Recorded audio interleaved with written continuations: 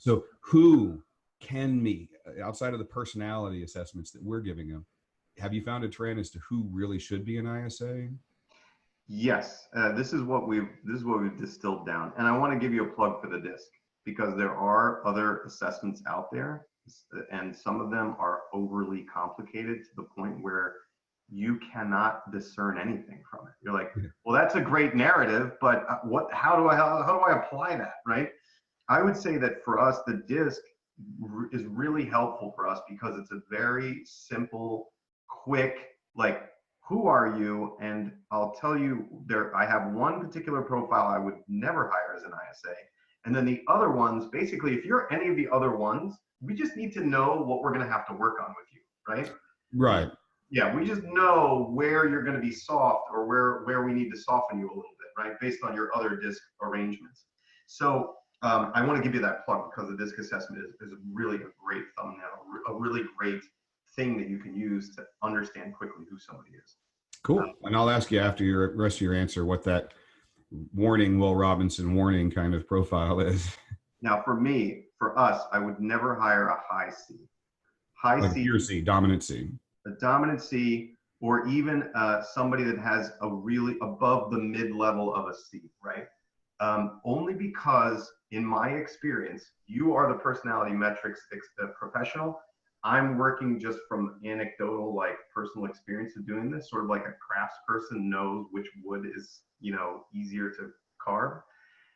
Is that with those high C's, they're just so they're so scared of making mistakes and getting things wrong and not having a process to follow. The problem is you're in a people business and people don't follow processes. You know what I mean? You can't ties people and conversations and converting, and 50% of sales is emotion, and C's can't understand emotion. They don't process it well. They don't. If they have nothing else balancing them out, if Yes. there's no I or D and then they're an 80 or a 90 range, even if they do have that. Your D and I can be in whatever orientation they're in for our purposes, for our training.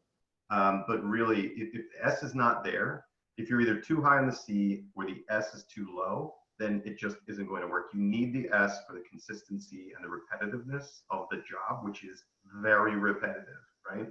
Yes. Do you find, from a pragmatic standpoint, people with a history of call center work or other ISAs, do you see people that have never done this but have the natural aptitude?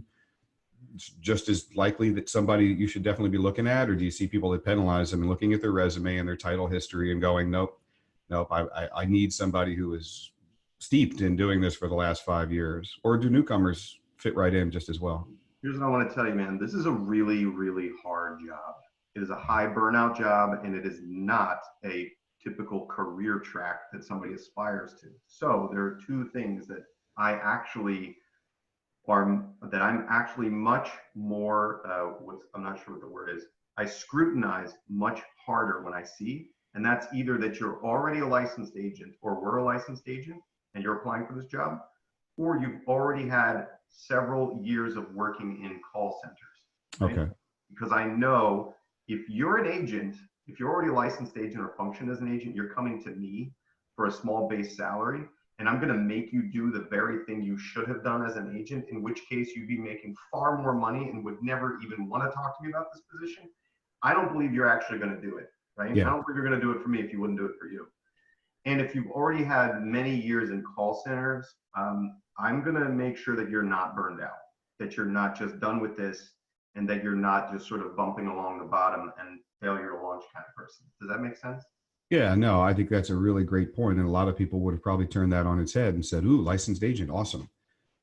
That's the conventional wisdom would be great. They already know a whole bunch of crap. I can just walk them right in. But think about everything he just said, everybody that's listening and everybody that will listen. That statement, I'm going to repeat it, is gold. If you wouldn't do it for you, why do I believe that you'll do it for me?